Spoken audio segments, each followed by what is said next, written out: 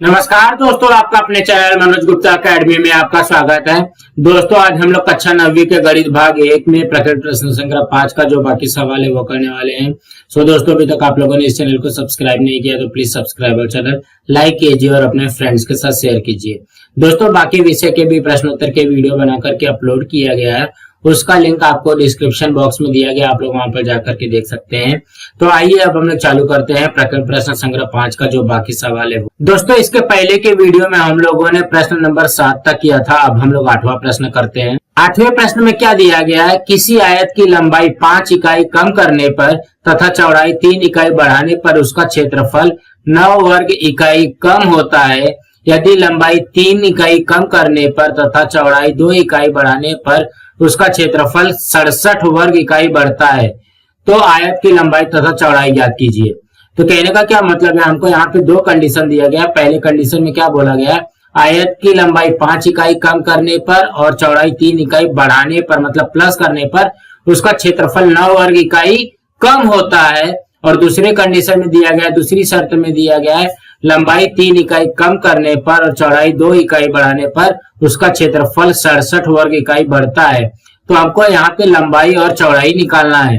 तो हम लोग यहाँ पे लिखेंगे माना आयत की लंबाई, माना आयत की लंबाई। आयत की लंबाई कितना हम लोग मानते हैं? इसको x इकाई मान लेते हैं।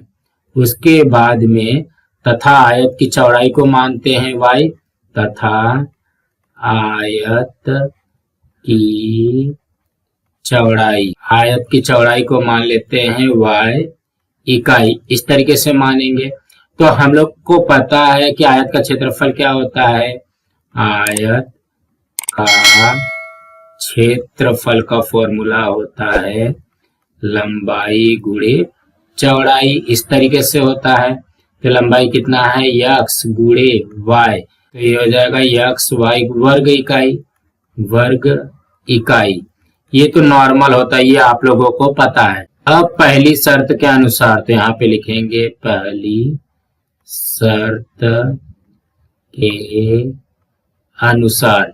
तो पहली शर्त के अनुसार क्या हो जाएगा? तो क्या बोला गया? पहली शर्त के अनुसार देखोगे आयत की लंबाई 5 इकाई कम करने पर तथा चौड़ाई 3 इकाई बढ़ाने पर, तो इसकी लंबाई और चौड़ाई घटा दो, बढ़ा दो।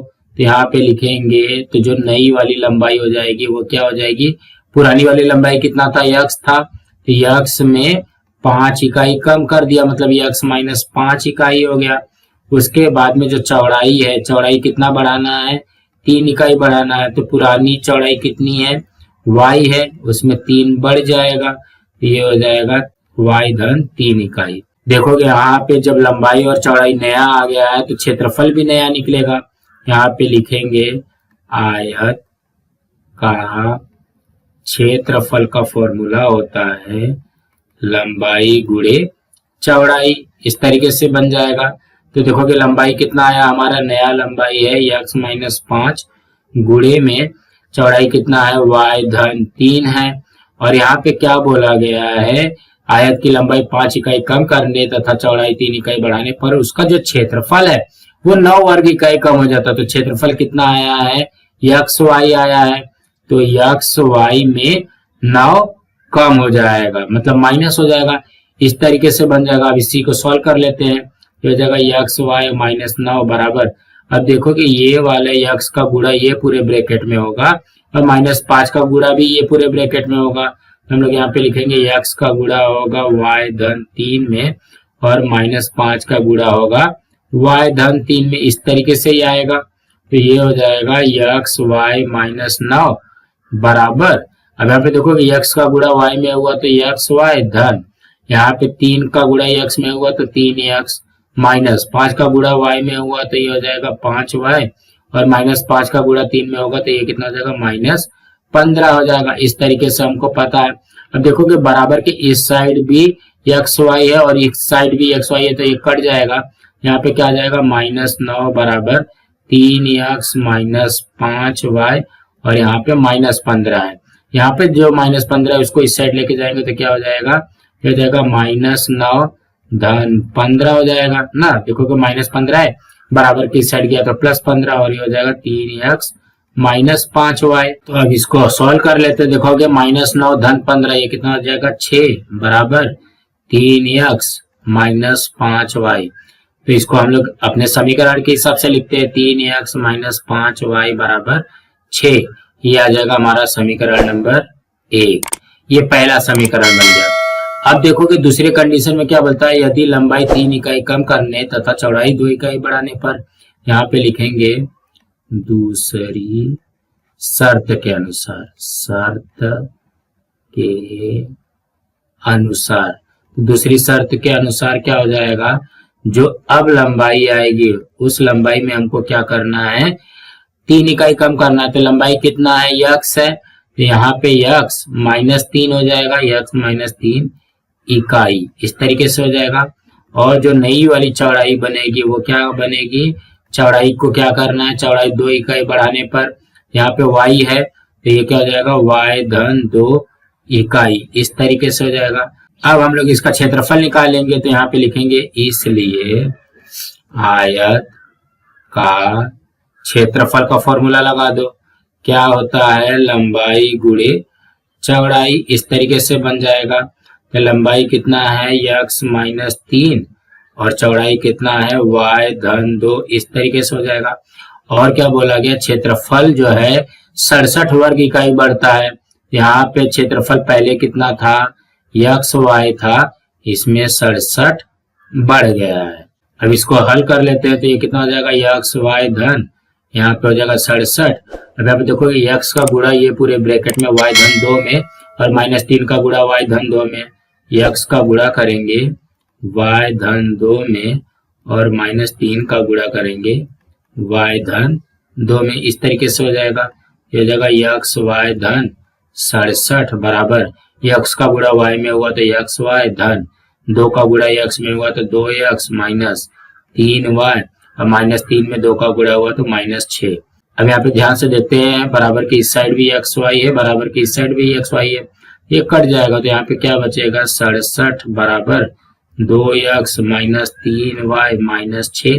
अभी -6 है, इस साइड लेके जाओगे तो क्या हो जाएगा, +6 हो जाएगा। हो जाएगा 67 + 6 बराबर 2x माइनस 3y।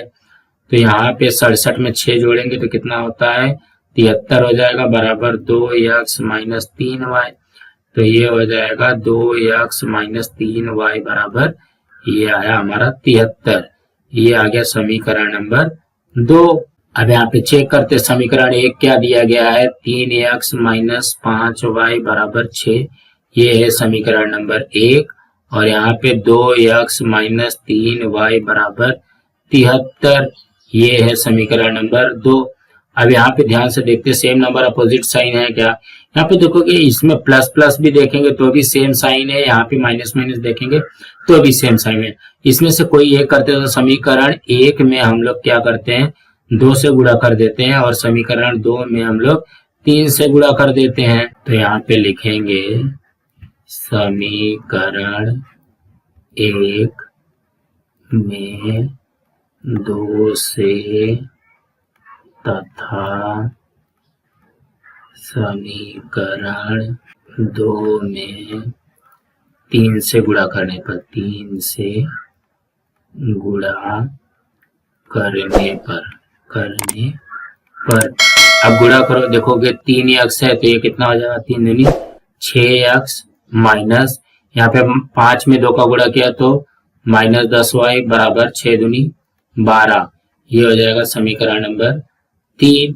उसके बाद भी यहाँ पे 3 से गुणा करोगे तो कितना हो जाएगा, 3 दूनी 6x माइनस यहाँ पे हो जाएगा 9y, 3 त्रिका 9 और 73 में 3 का गुणा किया तो 3 त्रिका 9 और 3 सत्ते 21, ये हो जाएगा 219। ये आ गया समीकरण नंबर 4। तो अब हम लोग क्या करते हैं, देखोगे समीकरण नंबर 4 में से समीकरण नंबर 3 को घटाने, तो यहाँ पे लिखेंगे समीकरण 4 में से 3 को घटाने पर, 3 को घटाने पर समीकरण नंबर 3 क्या है, 6x माइनस 9y बराबर 219, ये हो जाएगा समीकरण नंबर 4। और यहाँ पे 6x माइनस 10y बराबर 12, ये है समीकरण नंबर 3। अब यहाँ पे क्या करेंगे, इसको घटाएंगे तो यहाँ पे लिखेंगे घटाने पर।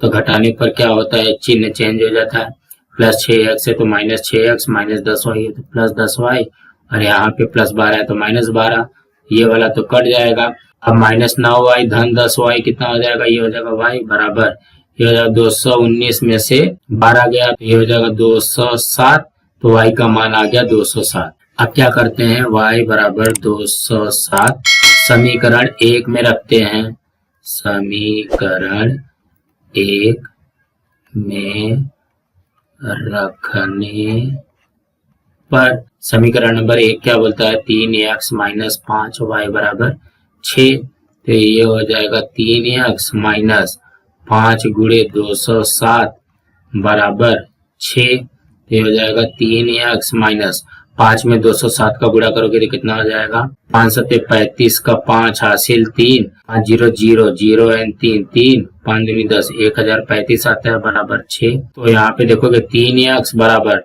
माइनस 1035 से इस साइड जाएगा तो क्या हो जाएगा, प्लस 1035 हो जाएगा, 1035, तो ये हो जाएगा 3x बराबर, अब ये 6 यहाँ पे ऐड कर देंगे तो कितना हो जाएगा 1041, तो ये क्या हो जाएगा x बराबर 1041 बटे में 3, तो यहाँ पे इसको भाग दे दो, हो जाएगा 3 त्रिका 9, यहाँ पे 1 आया, 3 चौक 12, यहाँ पे 2 बचा, 3 सत्ते 21, तो x का मान कितना हो जाएगा 347, यहाँ पे लिखेंगे x बराबर 347। तो हमको क्या पूछा गया, आयत की लंबाई तथा आयत की चौड़ाई ज्ञात कीजिए। तो देखो कि आयत की लंबाई को हमने x माना है, तो आयत की लंबाई कितनी हो जाएगी 347 हो जाएगी, और आयत की चौड़ाई को y माना है तो आयत की चौड़ाई 207 हो जाएगी। तो आप लोग यहाँ पे इसके उत्तर में लिख लेना, आयत की लंबाई बराबर 347 तथा आयत की चौड़ाई बराबर 207 है। दोस्तों इसी तरीके से करना था दोस्तों। अब हम लोग अगला प्रश्न करते हैं। 9वें प्रश्न में क्या दिया गया है, किसी रास्ते पर स्थित A तथा B इन दो स्थानों के बीच की दूरी 70 किलोमीटर है। एक कार A स्थान से तथा दूसरी कार B स्थान से निकलती है। यदि वे एक ही दिशा में निकलती है तो वे 7 घंटे पश्चात एक दूसरे से मिलती है, और यदि विपरीत दिशा में निकलती है 1 घंटे बाद मिलती है, तो कार का वेग ज्ञात कीजिए। वेग का मतलब क्या हो गया, उसका स्पीड ज्ञात करना है। सबसे पहले इसी को समझते हैं। क्या बोला गया है, किसी रास्ते पर स्थित A तथा B इन दो स्थानों के बीच की दूरी 70 किलोमीटर है। मतलब यहाँ पे इसको मान लेते हैं ये A है और यहाँ पे ये है B, ठीक है। इसके जो बीच की दूरी है, ये वाली जो बीच की दूरी है, ये कितना दिया गया हमको, 70 किलोमीटर। अब क्या बोल रहा है, एक कार A स्थान से तथा दूसरी कार B स्थान से निकलती है। मतलब एक कार यहाँ से इस दिशा में निकल रही है और दूसरी कार B स्थान से इस तरीके से निकल रही है। दोनों एक ही जगह पर, देखो कि दोनों एक ही जगह पर मिलती है 7 घंटे पश्चात। मतलब यहाँ से A पे जाने के लिए इसको कितना घंटा लग गया, 7 घंटे लग गया, और B से भी जाने के लिए इसको कितना घंटे लगेंगे, ये भी लगेगा 7 घंटे, ठीक है। और क्या बोला गया है, यदि विपरीत दिशा में निकलती है 1 घंटे बाद मिलती है। अब दूसरी कंडीशन में बोला गया है A से यहां से निकलती है और B से यहाँ पे निकलती है, तो ये कितने घंटे में पहुंचती है, 1 घंटे में पहुंचती है। तो कार की स्पीड ज्ञात करो। तो कहने का क्या मतलब है, पहली कंडीशन में ऐसा बोला गया है A से यहाँ पे इस डायरेक्शन में निकलती है और B से भी इसी डायरेक्शन में निकलती है, मतलब सेम डायरेक्शन में निकलती है, तो 7 घंटे में एक दूसरे से मिलती है। और दूसरे कंडीशन में क्या बोला गया है, A से इस डायरेक्शन में निकल रही है और B से उल्टे डायरेक्शन में आ रही है, तो 1 घंटे में वो कार एक दूसरे से मिलती है। तो कार की स्पीड हमको ज्ञात करना है। तो यहाँ पे लिखते हैं, माना A स्थान से चलने वाली कार की वेग बराबर x किलोमीटर प्रति घंटे तथा बी स्थान से चलने वाली कार की वेग बराबर, इसको y किलोमीटर प्रति घंटा मान लेते हैं, y किलोमीटर प्रति घंटे, इस तरीके से आ जाएगा। तो यहाँ पे लिखेंगे दोनों कारें 7 घंटे में मिलता है, 7 घंटे में मिलते हैं। जब दोनों कार 7 घंटे में मिलता है, इसका मतलब यक्स वाला स्पीड ज्यादा है। देखोगे ए से इतनी दूरी तय करने में 7 घंटे लग रहा है और बी से इतनी दूरी में तय करने में भी 7 घंटे लग रहा है, मतलब ए की स्पीड ज्यादा है। जब ए की स्पीड ज्यादा रहेगा मतलब क्या हो जाएगा, यक्स बड़ा हो जाएगा वाई से। तो यहाँ पे लिखेंगे 7 घंटे में ए से चली कार द्वारा तय की गई दूरी, ये कितना हो जाएगा, ये हो जाएगा 7 यक्स किलोमीटर। देखोगे 1 घंटे में यक्स किलोमीटर जा रहा है, तो 7 घंटे में कितना जाएगा, 7 यक्स किलोमीटर जाएगा। और तथा 7 घंटे में बी से चली कार द्वारा तय की गई दूरी, तय की गई दूरी। देखोगे बी से भी 7 घंटे में दूरी तय कर रहा है, तो इसकी स्पीड कितना है, y किलोमीटर प्रति घंटा है। ये कितना हो जाएगा, 7y किलोमीटर, इसी तरीके से आएगा। तो कहने का क्या मतलब है, ए जो है, ये देखोगे ए जो है ये पूरा यहां तक पहुंचने के लिए 7 यक्स किलोमीटर चल रहा है, और बी जो है यहां से लेकर के यहां तक जाने के लिए 7y किलोमीटर चल रहा है। तो 7 यक्स में से 7y को घटाएंगे तभी तो ये वाला जो दूरी आएगा ये 70 किलोमीटर आएगा। तो हम लोग यहाँ पे लिखेंगे इसलिए 7 यक्स माइनस 7y बराबर 70, इस तरीके से आ जाएगा।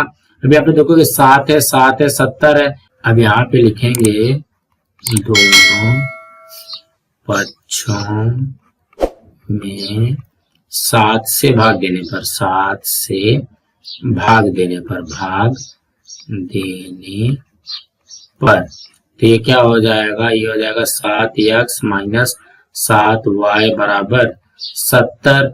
अब इसमें क्या करते हैं, 7 से भाग दे देते हैं।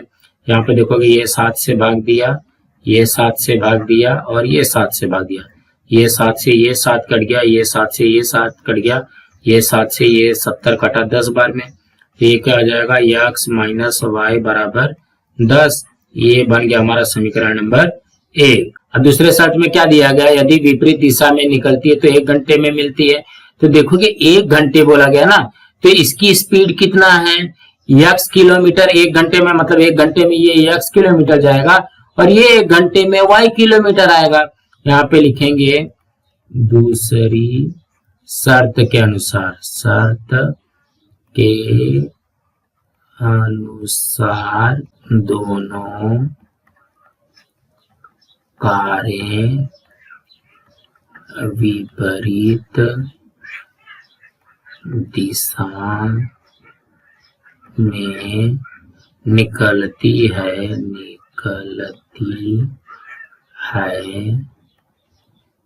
तो 1 घंटे में मिलती है।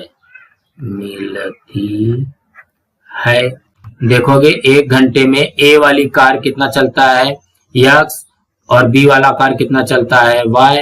तो ये हो जाएगा 70 किलोमीटर।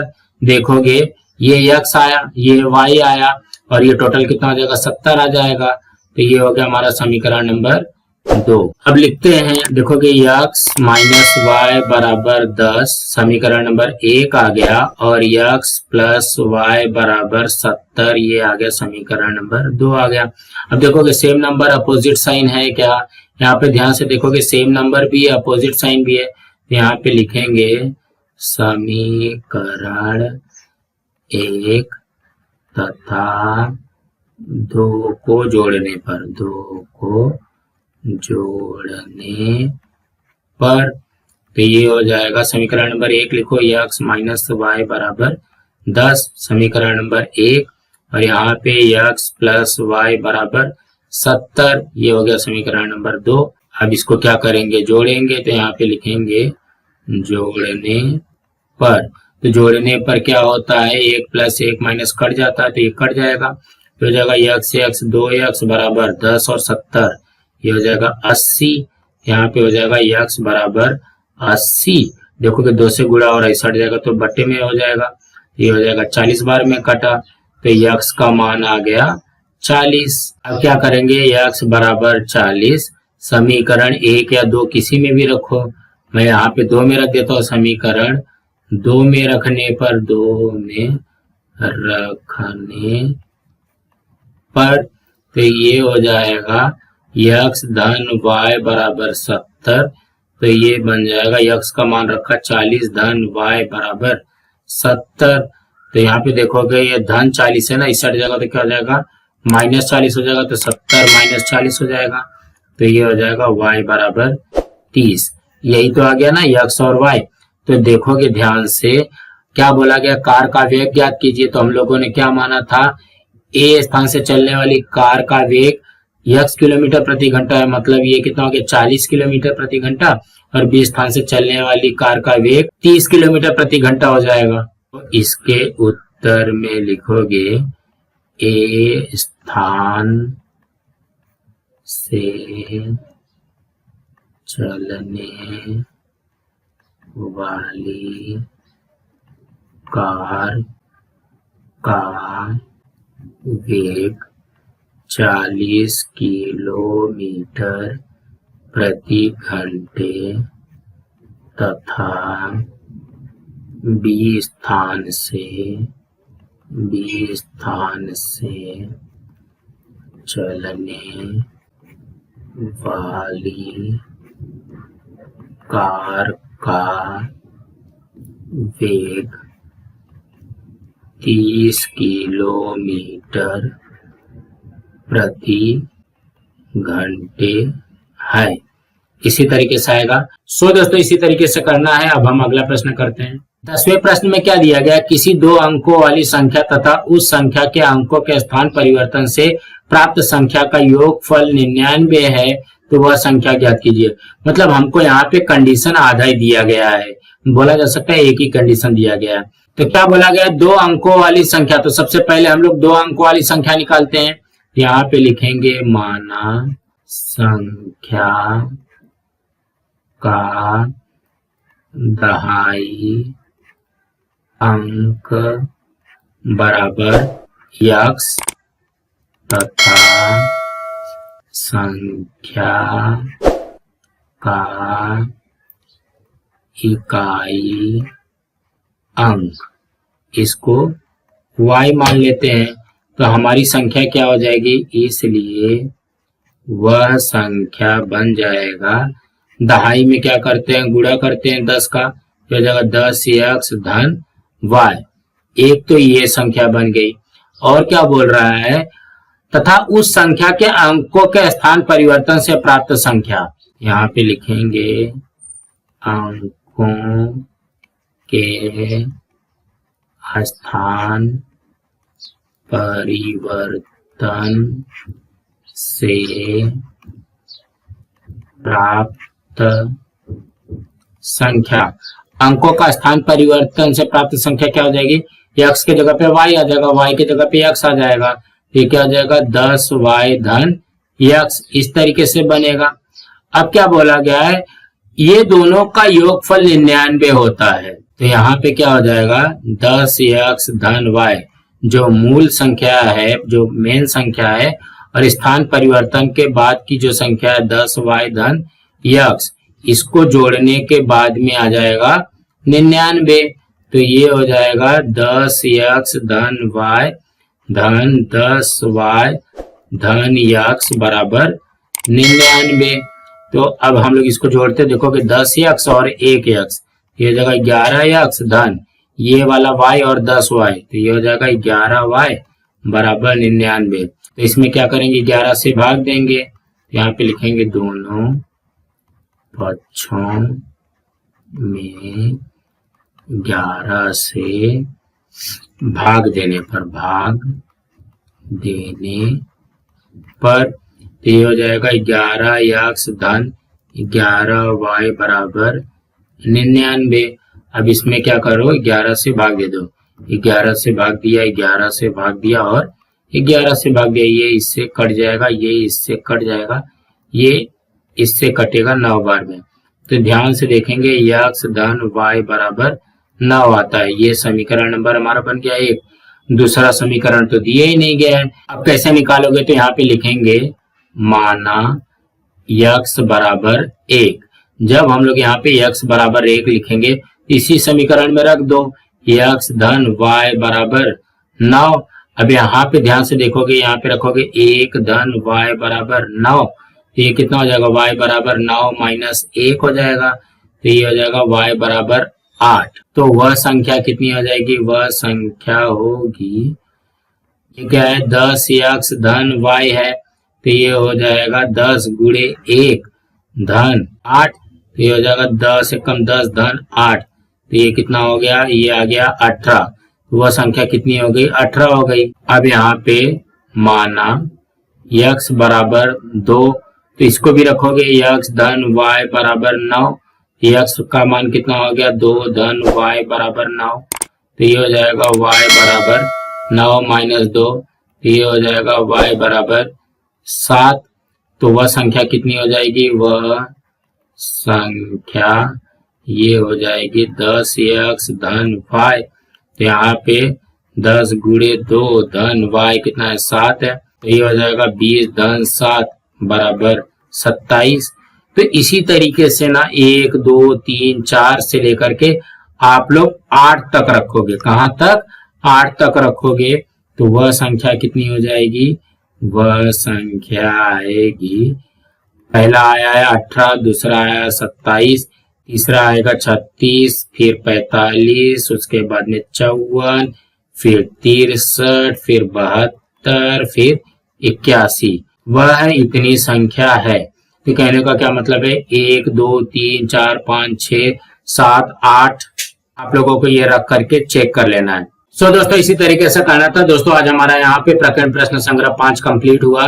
दोस्तों आप लोगों को ये वीडियो कैसा लगा आप लोग कमेंट बॉक्स पे जरूर लिख करके बताइए, और इस वीडियो को ज्यादा से ज्यादा लाइक कीजिए, अपने फ्रेंड्स के साथ शेयर कीजिए ताकि उनको भी प्रकरण प्रश्न संग्रह 5 मिल सके, और इस चैनल को सब्सक्राइब कीजिए।